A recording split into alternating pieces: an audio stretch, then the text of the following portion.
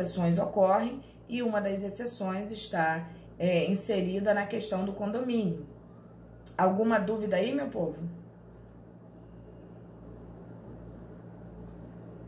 Não, professora. Bem explicado. Tá bom, então. Vamos seguir aqui. O titular do direito real exerce seu poder sobre a coisa, o objeto de seu direito de forma direta e imediata, sem intermediários.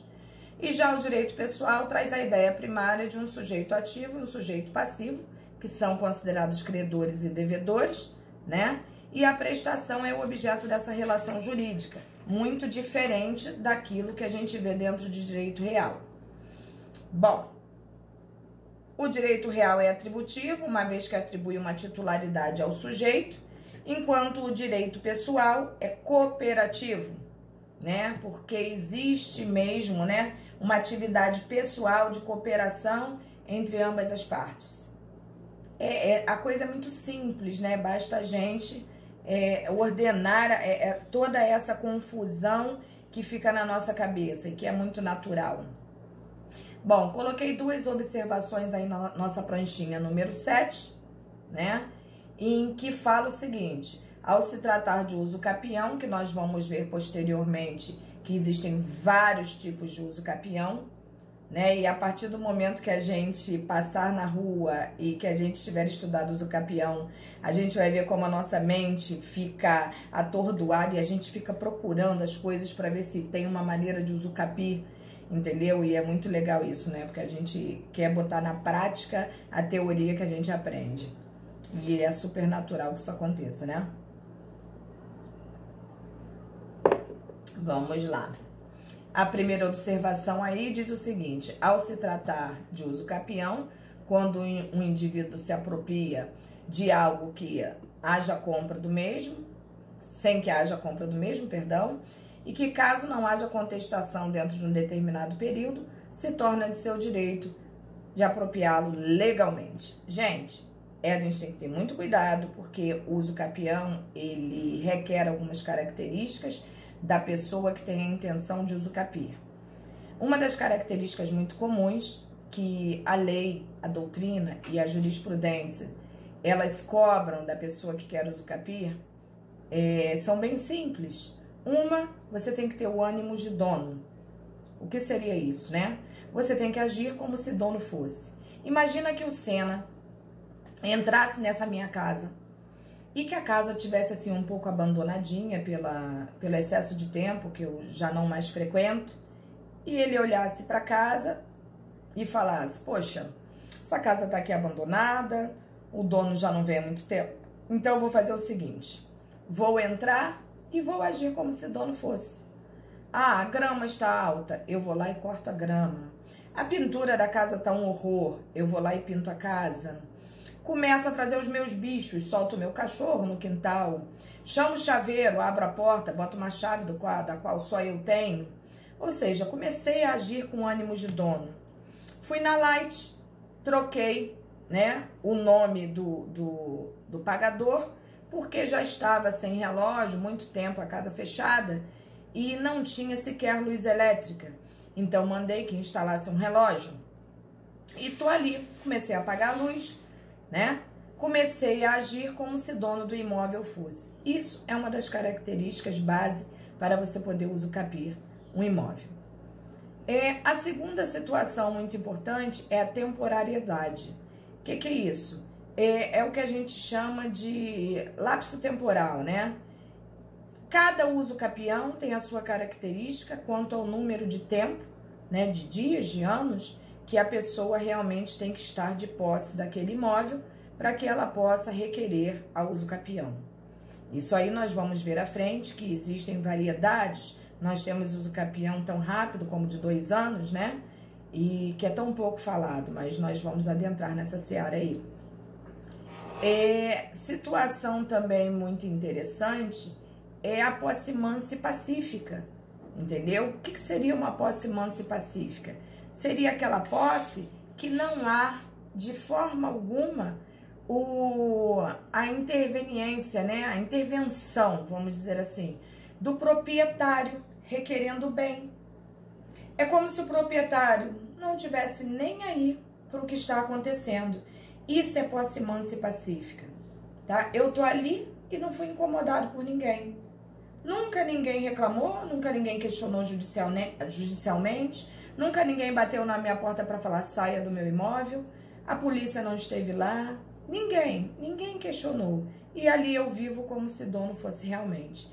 Então, as características básicas e iniciais para um uso capião são exatamente essas que eu coloquei para vocês. É o ânimo de dono, a posse mansa e pacífica e a questão da temporariedade, entendeu? Então, essas são as 3 condições básicas, não que não existam outras, mas a gente vai ver cada característica, entendeu? De acordo conforme as aulas forem dadas e a gente for adquirindo esse conhecimento. Tranquilo aí para todos?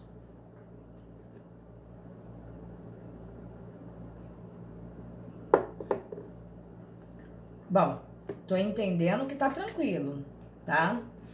A segunda observação que nós temos, né, na mesma página aí, página 7, ela fala sobre as diferenças entre o direito real e o direito pessoal, que são soberbas. Contudo, existem situações extraordinárias que demandam um consenso entre eles para que se chegue a uma decisão dentro de um processo judicial.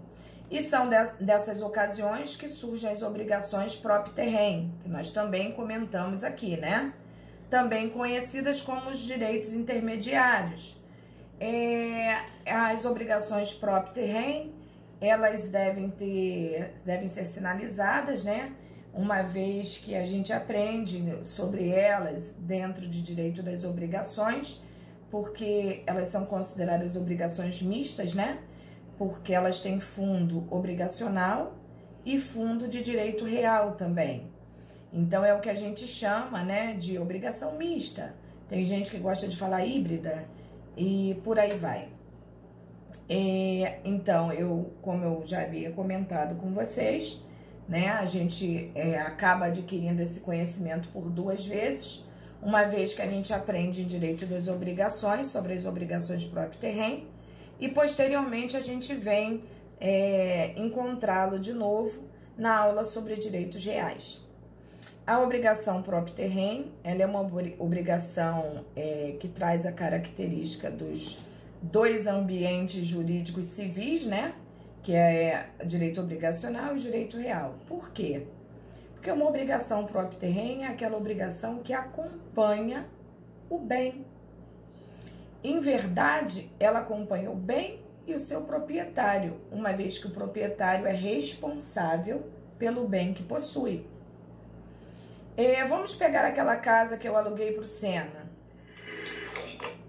Se eu alugo... Só um minutinho, por favor, que eu vou pedir que alguém atenda esse telefone aqui, gente. Só um minuto. Me perdoem.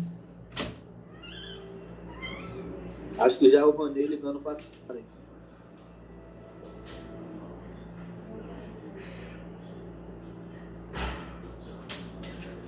É o que, querido? Desculpa, gente, mas é porque era meu pai no telefone. Meu pai já é um senhor, bem senhor. Então, como ele tá no isolamento, eu fico receosa de não atender. Entendeu? E ele está precisando de alguma coisa, né? Então, vocês me perdoem sinceramente. Mas vamos seguir aqui. Qual foi a pergunta que o colega fez aí?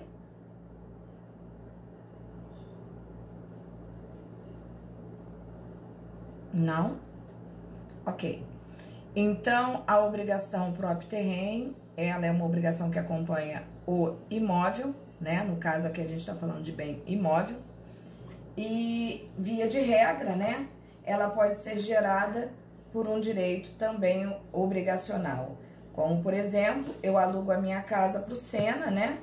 Essa casa que fica dentro de um condomínio.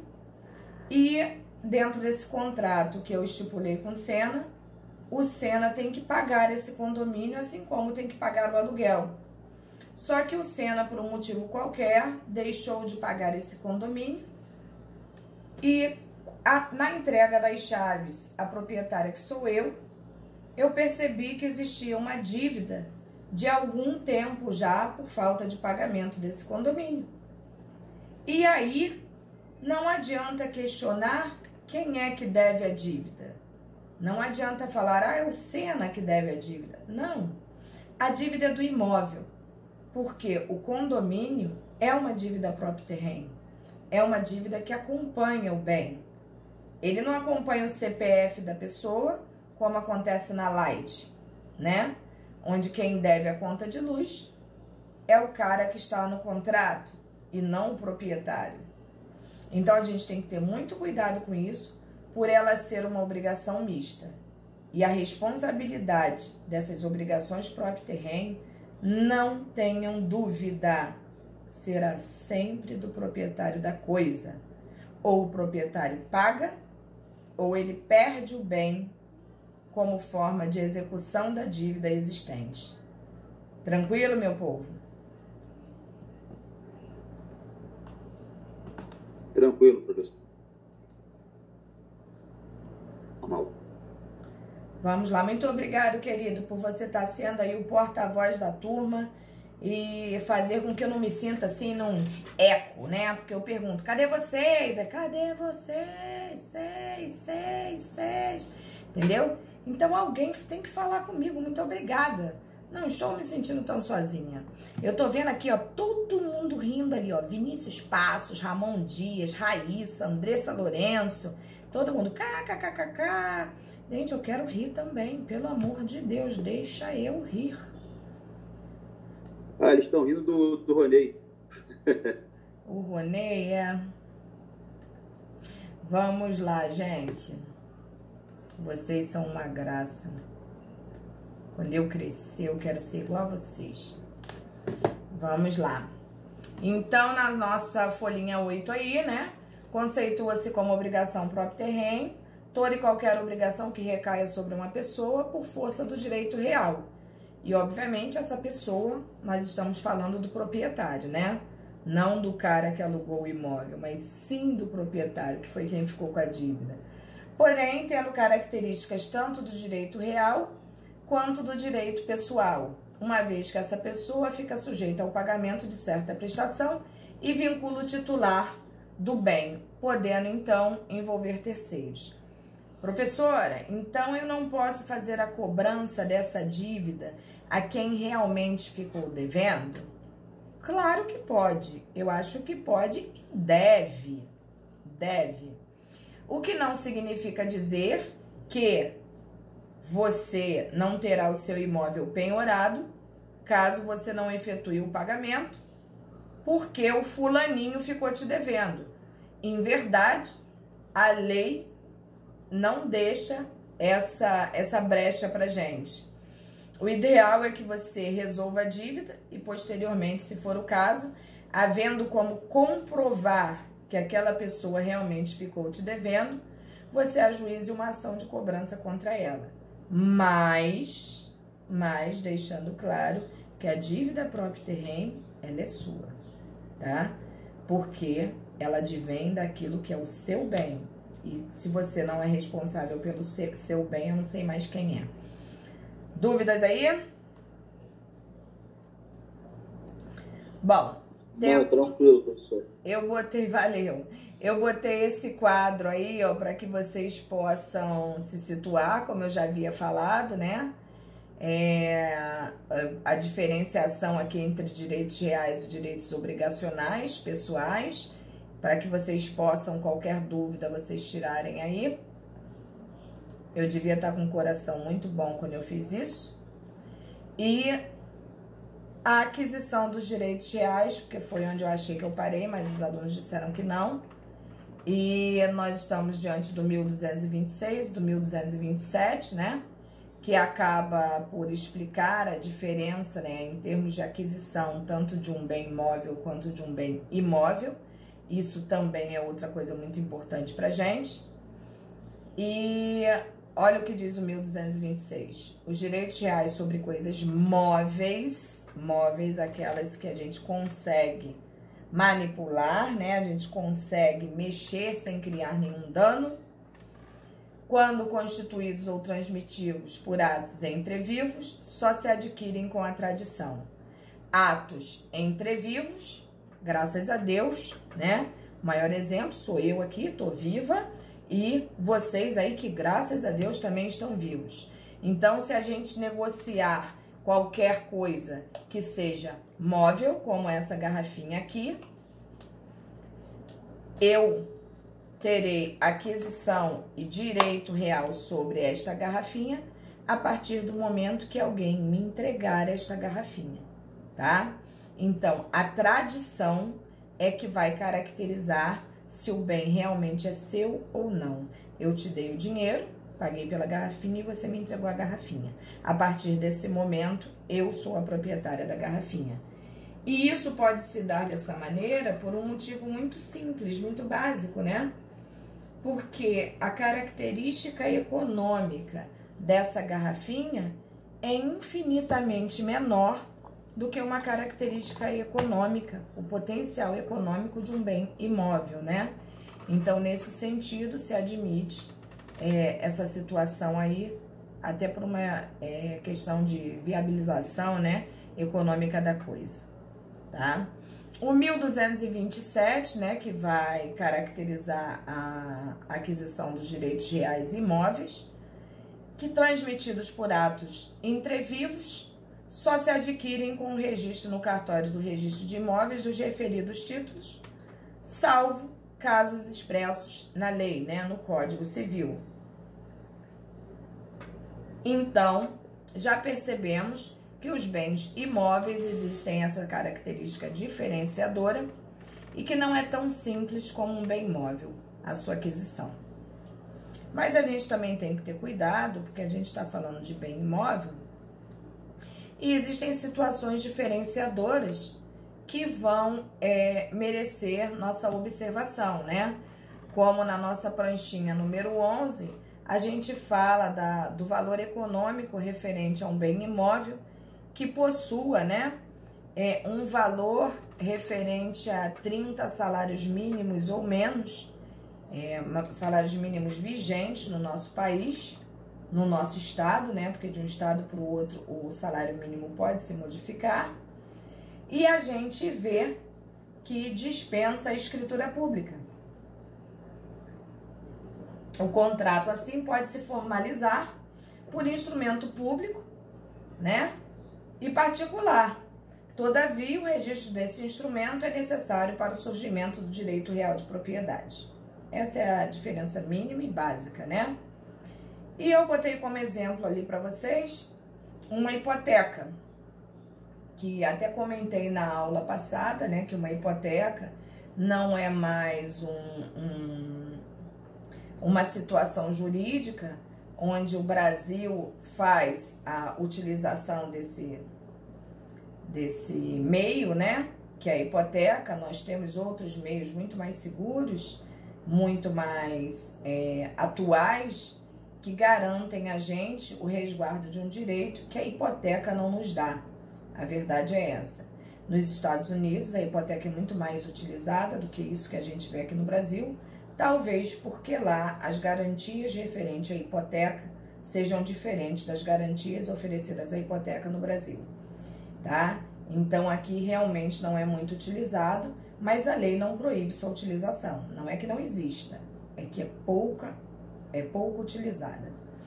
E eu até comento ali com vocês, né, que não registrada vigora entre as partes, mas não gera efeito erga omnes. Ou seja, se eu pratico uma hipoteca hoje e não promovo o registro da mesma, eu estarei contratando com a pessoa que provavelmente me emprestou o dinheiro, né? E o negócio está feito entre eu e ela, só que não gera efeitos erga omnes, não gera efeito contra todos aqueles que podem intervir nessa negociação aí que eu fiz com a pessoa. Quem adquirir o bem não adquire hipotecado. Por que eu falo isso para vocês? Porque muitas das vezes as pessoas fazem compras de bem imóvel sem ao menos tirar a ônus reais desse mesmo imóvel. E uma ônus reais, se existir uma hipoteca naquele imóvel, vai estar gravado lá que existe uma hipoteca. Isso se o cara registrou a hipoteca. Por isso que eu falei para vocês, cuidado. Cuidado. Porque se a hipoteca não estiver registrada, também não sairá na ônus reais. E quando eu falei para vocês que é muito perigoso essa história da posse da propriedade, garantidamente eu posso falar isso para vocês. Por quê? Porque se eu estou na posse do imóvel e eu for uma pessoa de má fé, né? Uma pessoa meio problemática quanto à ética, quanto à moral, eu acabo criando situações de ilicitude completa, né? Uma vez que se eu estou de posse daquele imóvel, eu posso repassá-lo a uma outra pessoa, me utilizando da má fé. Porque, em tese, a pessoa imagina o quê? Ah, ela tá ali, a casa é dela, então ela pode vender. E a pessoa, na base da confiança, acaba aceitando, né, a compra daquele imóvel, muitas das vezes muito abaixo do preço venal, achando que está fazendo uma grande coisa, quando, na verdade, ela entrou numa grande fria, tá? Porque uma casa hipotecada, por exemplo, o certo seria, vou vender. Tá, eu vou vender, vou pegar o dinheiro que me cabe, vou lá e vou quitar a hipoteca. Só que a pessoa que tem má fé, ela jamais fará um troço desse. Ela vai deixar a hipoteca rolar. E, obviamente, rolando a hipoteca, o prazo para o pagamento vai extrapolar e aquele que tem o bem, né, indiretamente, vai fazer o quê? Resgatar essa hipoteca. E aí a pessoa que comprou perdeu o imóvel porque ele já estava hipotecado para outra.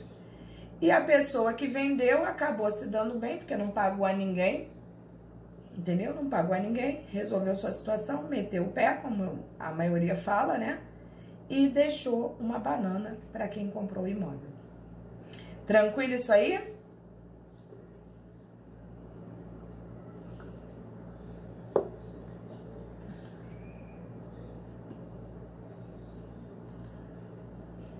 Vamos lá, pranchinha 12 aí.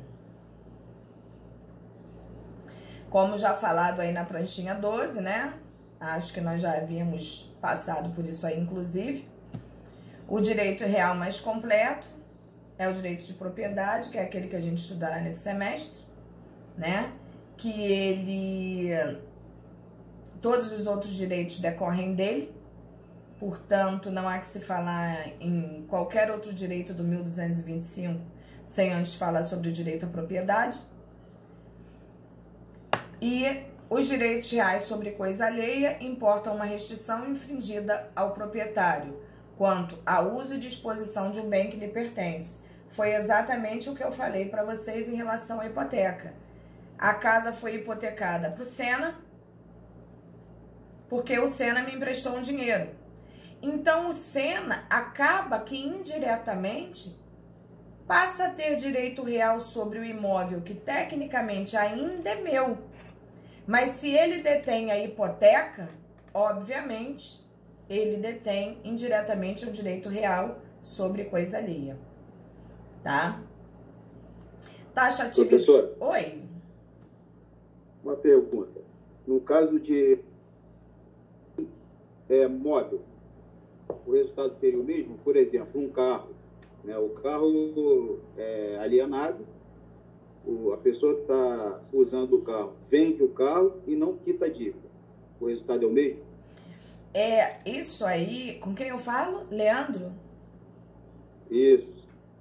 Leandro, olha só, isso aí é uma coisa que a gente tem que ter muito cuidado, porque em verdade, quando a gente pratica a alienação fiduciária, né, que é esse caso que você está me contando aí, geralmente a gente negocia até com um banco, né, e é uma técnica muito utilizada no Brasil. Acho que é a mais utilizada dentro do setor de vendas é a alienação fiduciária. Mas o que eu falo sempre, vamos supor, você comprou um carro, não conseguiu manter as parcelas desse carro em dia e vendeu esse carro para mim. O certo seria você fazer o quê ao repassar esse carro para mim? Seria você ir ao banco comigo e repassar esse financiamento. O que que isso quer dizer?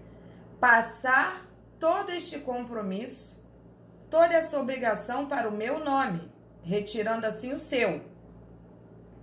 Só que quando isso acontece, em regra, a pessoa acaba perdendo uma parte daquilo que ela já pagou, né? Que foi financiado pelo banco, ela acaba perdendo. Então a pessoa evita, num repasse de venda, efetuar esse tipo de acordo, o que pode gerar muita complicação, porque o nome que continua lá na alienação ainda é o meu, e obviamente a responsável por essa dívida continua sendo eu, entendeu? Então a gente tem que ter muito cuidado com isso aí, mas muito cuidado mesmo. A diferença básica dessa característica que você me colocou aí em relação à alienação fiduciária e à hipoteca é que a hipoteca nos dá uma sensação de falsidade. Por quê? Porque o bem está hipotecado, mas ele continua com a pessoa que ali residia. Ele continua com a pessoa morando nele. Dá a sensação de que nada está acontecendo. Na alienação, não. Olha bem a pergunta que você me fez. Tu repassa o carro para mim, eu fico de posse do bem, mas o nome que está lá é o seu. Ou seja, eu não faço mais uso daquele bem. Então já dá a sensação também equivocada de que você não é mais dono da coisa. Mas se pararmos para analisar, o cara que vai poder brigar pelo direito real daquele bem ali ainda é você, se não o banco, né? Vamos dizer assim, que na verdade foi quem financiou. Entendeu aí a situação? Entendi, professora. Por isso, no caso, o comprador do veículo, ele, vamos lá, que seja uma pessoa leiga e não quis saber o histórico do carro. Eu, de má fé, passei para ele e vou me resolver com o banco depois. Ou seja, vou sumir e o banco vai ficar atrás de mim e o cara vai ficar usando o carro. Porém, vai ser acionado judicialmente, né? Ah, sim. Entendeu? Isso é um problema para todos os lados, né? Eu diria que o menor problema é o do banco. Mas, em verdade, isso acontece muito, não é um caso isolado, tá? Isso tem por demais aí, toda hora mesmo. Outra situação muito parecida com essa que você está me falando aí, é quando a pessoa compra um imóvel, principalmente nesses últimos tempos aí, onde as pessoas compram por financiamento da Caixa, aquele programa Minha Casa Minha Vida, né? Que aquilo ali, principalmente, especificamente, não permite que a pessoa repasse, né, o bem. Mas isso tem acontecido muito. E o que acontece é que no meio desse contrato efetuado, a pessoa deixa de pagar e a pessoa fica sem um apartamento, porque a lei não permitia que ela fizesse aquilo ali. No caso do carro, a regra também diz que não, mas já virou um costume no Brasil fazer. E é muito complicado depois para a pessoa, porque é uma gastança de dinheiro doida, né? Porque você contrata um advogado, você vai pagar custos judiciais, porque o judiciário entende que quem está brigando por um bem móvel, mas do valor econômico de um carro, não é uma pessoa totalmente dura, tá? O que é um equívoco, né? Porque se eu passei o financiamento para alguém, é sinal que eu não tenho dinheiro. Mas é muito complicado, porque você acaba gastando mais do que se você tivesse ficado realmente com esse ônus de ter que pagar mensalmente o valor do automóvel. Tranquilo aí, meu amigo? Tranquilo, professora. Obrigado. Bacana. Vamos lá. Nós já falamos também sobre a taxatividade e tipicidade dos direitos reais, né? Eu falei que é um rol taxativo, comentei. Professora. Oi. Vou te perguntar uma coisa, voltando aí o exemplo que o Leandro deu rapidamente. O fato de passar um veículo alienado sem a anuência do credor constitui estelionato, né? Ou não? Olha, isso daí já foi muito discutido pela doutrina e pela jurisprudência, tá? Mas não configura um estelionato, porque na verdade você não tem a intenção de passar a perna em ninguém em proveito próprio, né? É como se você estivesse recontratando, você está fazendo um contrato com uma outra pessoa, o que é um equívoco, porque se em verdade você tem um contrato com um banco, você tem que seguir aquilo que está pactuado com o banco. Mas no Brasil, né, como não é novidade para ninguém, já convencionou-se que isso existe, não tem jeito. Não é o correto repassar o financiamento, entendeu? Mas já houve situações sim da jurisprudência entender como um estelionato. Hoje, em verdade, eu não sei como anda muito bem isso, né? Na atualidade, eu não sei como funciona isso jurisprudencialmente falando. Mas, via de regra, depois que fica comprovado que não houve má fé, né? Não houve a intenção de se passar ninguém para trás, e sim simplesmente de repassar um financiamento, isso é facilmente quebrado. Ah, ok. Obrigado. Nada, querido. Bom, vamos lá para nossa pranchinha número 13 aí. Todos acompanhando? Ah, vocês. Vamos lá. Já falamos também, né, da questão do números clausos aí, eu acho que não precisa repetir. Se eu estiver me antecipando e vocês se sentirem pressionados por eu estar passando assim, gente, é só falar, tá? É porque em verdade eu já falei, mas se ainda eu tendo falado alguém não entendeu, por favor, é só se manifestar aí. Passando aqui para a pranchinha 14. Propriedade é sinônimo de domínio, mas é muito diferente de posse. Nós também chegamos a falar alguma coisa sobre isso, né? E que é bem interessante, é um assunto que rende. E vamos ler aí para ver o que temos em pauta para continuidade da nossa aula. Ó. Posse não é direito. E isso quem fala não é a professora de vocês, tá? Isso é uma parte doutrinária muito significativa que entende não ser a posse um direito. Pois não está relacionado como tal pelo 1225. O legislador, inclusive, trata a posse em título anterior ao título dos direitos reais, como eu já havia comentado com vocês. Alguns juristas entendem que a posse é um direito, mas eu particularmente, também me filio, né, à corrente que considera a posse um fato e não um direito. Eu até entendo a posse um caminho para a constituição de um direito. E o direito que nós estamos falando aqui, né, que está impregnado dentro dos direitos reais, é o direito de propriedade. Então, eu entendo a posse como um caminho bem curto, tá, para o direito de propriedade. Vamos lá.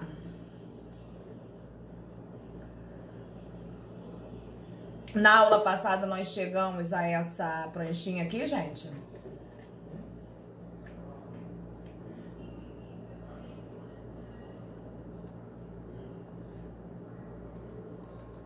Você falou de propriedade, mas Oi? Falou, você não aprofundou. Ok, então vamos aprofundar, né?